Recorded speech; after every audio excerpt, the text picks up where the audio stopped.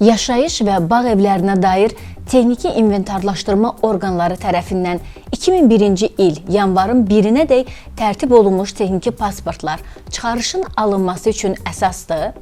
Bir çox vətəndaşlarda belə texniki pasportlar var, lakin həmin texniki pasportlar çıxarışın alınması üçün əsas olmadığından onlar öz mülkiyyət hüquqlarını qeydiyyata aldıra bilmirdilər.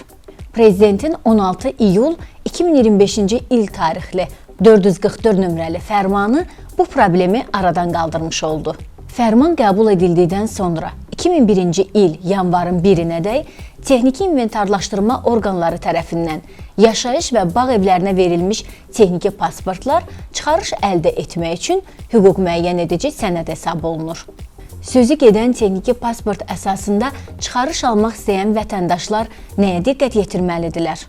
Birincisi, texniki pasportun tarixi 1 yanvar 2001-ci ilə kimi olmalıdır. İkincisi, texniki pasportda evin yerləşdiyi həyətyanı torpaq sahəsinin ölçüsü göstərilməlidir. Üçüncüsü, sənədin arxivdə əsas olmalıdır. Bu məsələlərin hamısı ölkə başçısının müvafiq fərmanında öz əksini tapır.